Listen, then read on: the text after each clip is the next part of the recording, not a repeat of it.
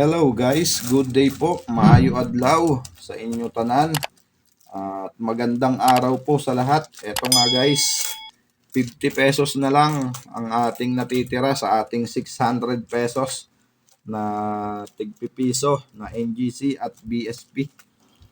At hindi pa rin natin na-hunt ang ating 2005 na ating sinasadya sa ating coin hunting sa piso. So, tingnan natin dito guys. Baka dito sa huling 50 pesos ay madali natin siya. At bago tayo magsimula, syempre maraming salamat po sa aking mga subscriber na solid at walang sawang sumusuporta po sa ating channel. Maraming salamat po sa inyong lahat guys. Lalong-lalo na po sa nagsishare po ng ating video at nagla-like. Maraming salamat po. At sa mga bago po sa ating channel, welcome po sa Coins TV. At kung bago ka pa nga lang at hindi ka pa po nakasubscribe, pasuyo na po ng subscribe button at paki-like and share po ng ating video. Napakalaking tulong po niyan sa channel natin guys. At ayan, tignan natin dito kung makakahan tayo at may dipin na nga rin natin to para mabilis. So ayan. Okay. Tignan natin, baka dito pala rin na tayo ng 2005. So, umpisahan na natin to. Ang ating huling 50 pesos guys. Sa worth of 600 pesos na tigpipiso na BSP at NGC series. So, tignan natin, baka dito sa huling 50 pesos ay makadali na tayo ng 2005 na ating hinahanap-hanap. Okay, common BSP yung ating first coin 2015. Next coin natin year 2018 ng NGC common. 2019 low mint mark common lang din. Next coin year 2018 common. And another one common. Next coin natin 2019 low mint mark common. At BSP naman year 2011 common. Next coin 2018 common. At sana masundan yung ating error na kukuha dito. So kung di ako nagkakamali, apat na error na ang nadadali natin dito.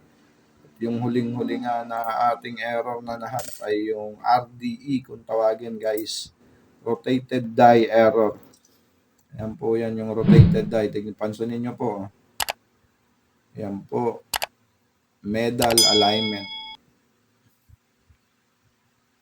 Pag binaligtad mo po, okay pa rin yung ating nahan. Pag inikot mo po yan, nakaganyan na. Kaya, hindi na po gitna. Ayan po yung rotated die. Kung tawagin. Okay, common. Proceed na tayo dito. Common. Next coin, 2019, common. At napakapangit na nito. 2010. Mariosep, inaagnas na. Ang year 2010 na yon. Mukhang madami ang pinagdaanan yung year 2010 na yon guys. Okay, common. Next coin, 2018, common. Next coin, 2016, common. 2012, common. And next coin, 2019, common.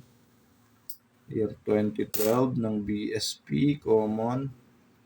And year 2010 and another one. Ating last coin sa ating first batch. 2010 pa rin. Common.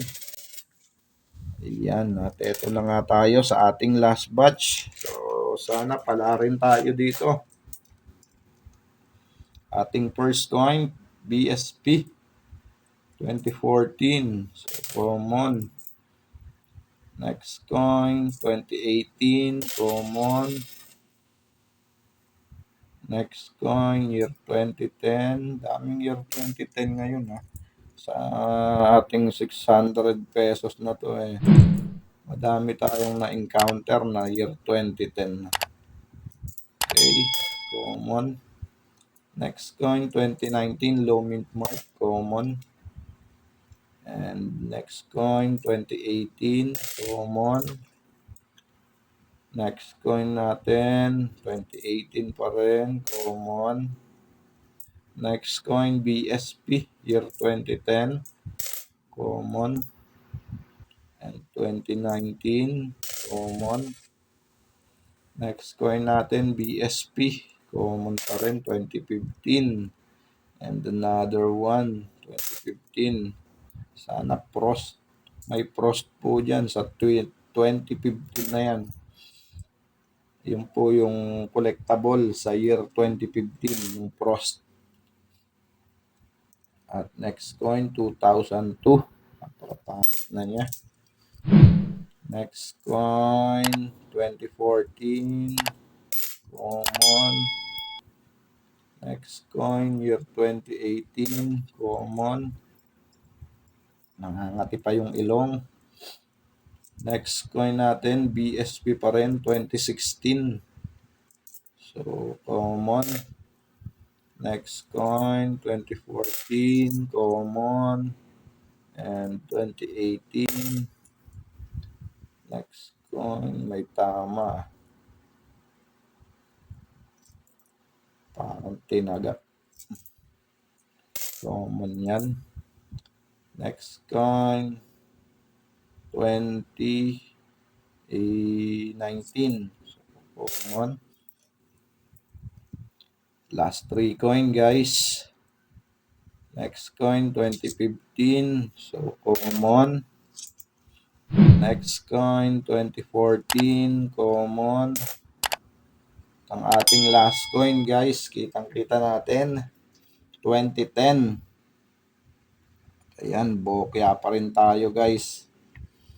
Kumuha na lang tayo dito ng ating i-update. Ito na lang, guys, ang i-update natin, year 2016. So, alamin natin ang kanyang current price appraisal at ang kanyang corresponding frequency. So, alamin natin ngayong 2024 kung magkano na nga ba ang baryang may taong 2016.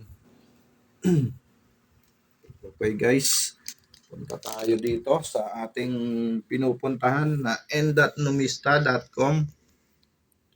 Ayan, at ang kanyang features, makikita nyo dyan.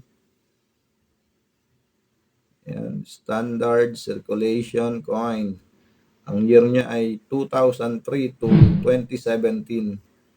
So, yung 2003 na magnetic, guys, dalawang variation din yan. Okay, at diretso na nga tayo dito sa ating i-update. Ayan nga, ang 2003, dalawa. At punta na tayo sa year 2016. So, guys, ang year 2016, meron siyang dalawang variation. Ayan. At ang common na ito, ang ating nahunt na common. Guys, yung ating nahunt na to, die 2. Ayan, die 2. At dito nga ay bold letters, reverse 2. May frequency siyang 6%. So, ito po yung common na 2016 na ating na-hunt at ina-update lang po natin at hindi natin kukunin to, guys. Dahil marami na rin po akong naitlabi niyan na magaganda ang kondisyon. At ito nga ang kanyang price appraisal sa kanyang extra fine condition, guys. 5 pesos and 50 centavos sa extra fine po na kondisyon. At sa AO condition, same lang sila, guys. 5 pesos at 50 centavos. So, dito po sa hard to find na year 2006, ito, guys, yung isa, meron lang siyang frequency na 1.0%. So, masasabi rin natin na hard to find nga to at dahil sa kanyang frequency na 1.0%, 1% lang guys.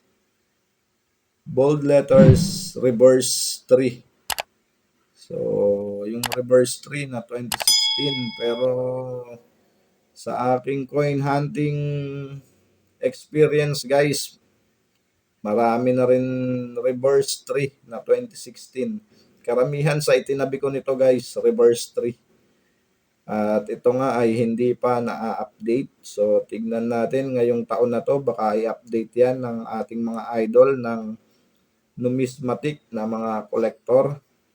Mga idol natin. Ayan, ang kanyang dalawang variation guys. Walang presyo.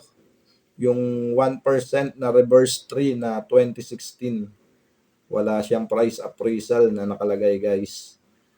Okay guys. Ayun nga, diyan nagtatapos ang ating coin hunting series worth of 600 pesos. At bokya nga, may mga nadali naman tayong semi-hard to find. Ipapakita ko sa inyo yan guys, lahat ng ating na-hunt sa worth of 600 pesos. Okay guys, maraming salamat po sa inyong pagsamang muli sa ating coin hunting. Keep safe po and God bless.